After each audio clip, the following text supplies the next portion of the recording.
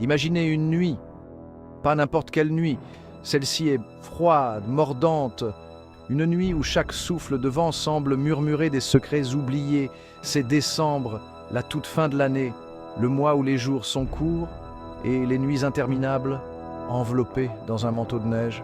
Une époque où les ombres s'allongent et où les souvenirs s'agitent comme des fantômes. Vous êtes seul peut-être, essayant d'oublier quelque chose, quelqu'un. Les souvenirs vous hantent, dansent autour de vous comme des spectres insaisissables. Le monde extérieur est silencieux, drapé dans le silence d'une heure tardive. Chaque maison semble endormie, chaque rue déserte. À l'intérieur, une unique lampe vacille peut-être, projetant des formes inquiétantes sur les murs.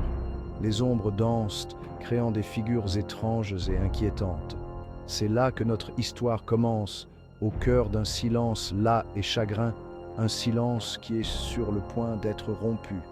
Soudain un son, un léger tapotement, un bruit qui semble venir de nulle part.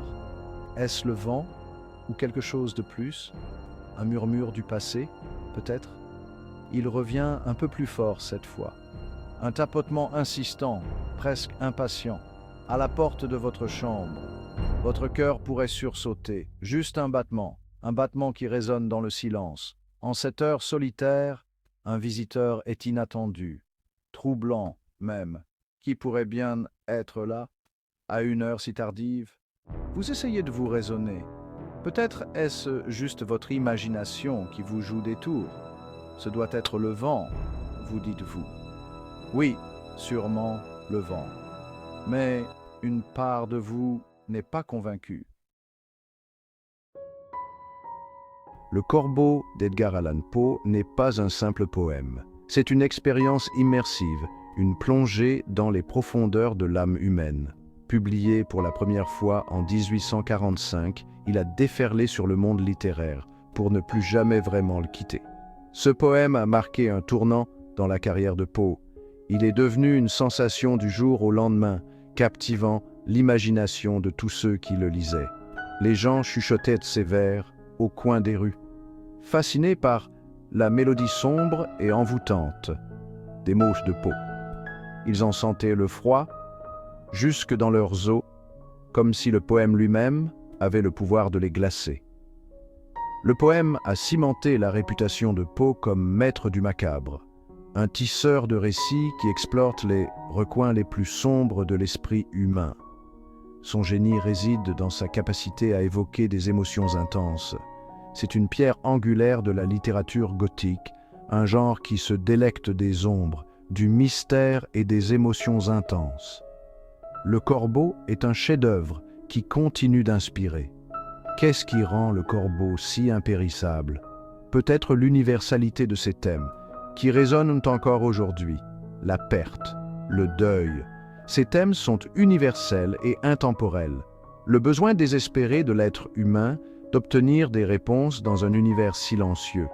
Un cri dans le vide, cherchant désespérément un écho. Le poème puise dans nos peurs les plus profondes, celles qui nous hantent dans nos moments les plus vulnérables, la peur de la solitude, de l'abandon, de l'inconnu. Le Corbeau nous rappelle que ces peurs sont une partie intégrante de l'expérience humaine. Le décor du Corbeau est crucial. Ce n'est pas seulement une toile de fond, c'est un participant actif au tourment du narrateur. Nous nous trouvons dans un décembre lugubre. Les braises mourantes d'un feu projetaient leur spectre sur le sol. Cette imagerie instaure immédiatement un ton de déclin, de lumière et de chaleur qui s'estompe. Les nuits d'hiver sont souvent associées à l'introspection, à un sentiment d'enfermement. Le froid extérieur reflète la froideur du chagrin qui s'est installé dans le cœur du narrateur. Il est piégé à la fois physiquement dans sa chambre et émotionnellement dans son chagrin. Notre narrateur est un érudit. Il est assis, entouré de maintes volumes étranges et curieux d'une doctrine oubliée. Il cherche la distraction, peut-être même l'oubli, dans ses textes anciens.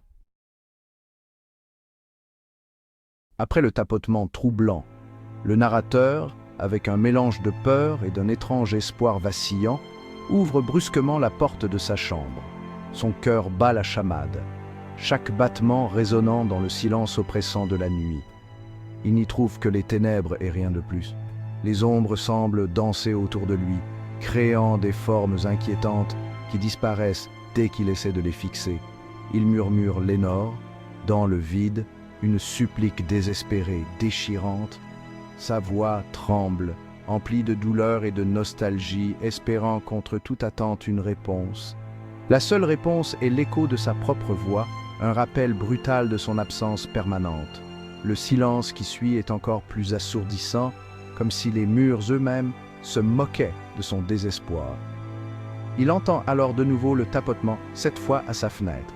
Un frisson glacé parcourt son échine et il se tourne lentement vers la source du bruit. Il se dit que ce doit être le vent. Pourtant, une part de lui ne peut s'empêcher de craindre quelque chose de plus sinistre. Il ouvre le volet et entre alors le corbeau. L'oiseau pénètre dans la pièce avec une grâce inquiétante, ses ailes noires contrastant avec l'obscurité environnante. L'oiseau est décrit avec une certaine majesté, mais aussi avec un air démoniaque. Ses yeux perçants semblent sonder l'âme du narrateur, comme s'il portait un message des profondeurs de l'au-delà. Entra alors un majestueux corbeau des 5 jours d'autrefois. Sa présence impose un silence solennel, comme si le temps lui-même s'était arrêté pour observer cet instant. Il ne voltige pas, il se perche. Chaque mouvement est calculé, chaque geste empreint d'une signification mystérieuse. Plus précisément, il se perche sur un buste de Pallas juste au-dessus de la porte de ma chambre. Ce choix de perchoir n'est pas anodin, il semble chargé de symbolisme. Pallas Athéna est la déesse grecque de la sagesse. Le symbolisme est puissant. Le contraste entre la sagesse et l'obscurité incarnée par le corbeau est frappant. Cette créature, émissaire apparent des ténèbres ou de mauvais augure, se positionne directement au-dessus du symbole de la raison et de la connaissance. Le narrateur ne peut s'empêcher de se demander ce que cela signifie pour lui et son avenir. Poe était un artisan méticuleux, et le corbeau est une démonstration magistrale de technique poétique.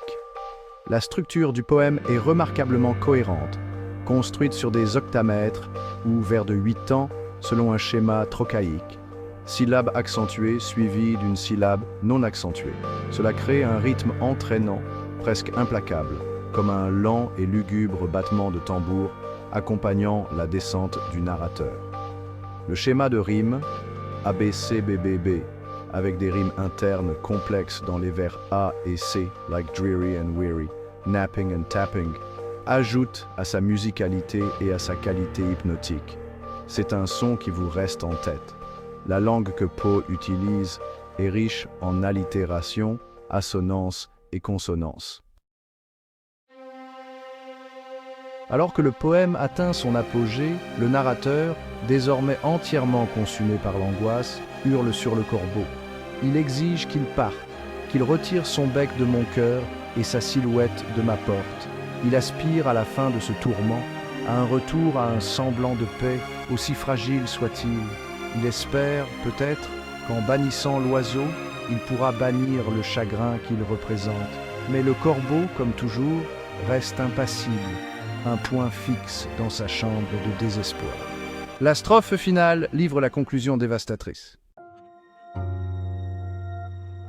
Le corbeau n'est pas resté confiné aux pages des anthologies de poésie. Il a pris son envol, ses ailes sombres projetant une longue ombre sur la culture populaire pendant plus d'1 siècle et demi. Ses thèmes de perte, de folie et de l'étrange résonnent profondément, le rendant propice à l'adaptation et à la réinterprétation. Des lectures dramatiques, sérieuses aux parodies, l'oiseau de Poe a trouvé sa place dans presque tous les médias imaginables.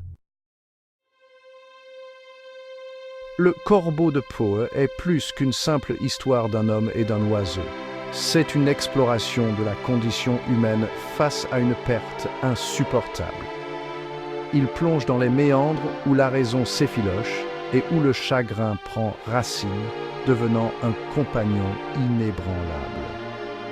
La puissance durable du poème réside dans sa capacité à nous confronter à ces vérités dérangeantes. Il tend un miroir sombre à notre propre potentiel de désespoir, à nos propres moments de questionnement face à un univers silencieux. Avez-vous déjà ressenti un chagrin si profond qu'il semblait avoir sa propre voix ?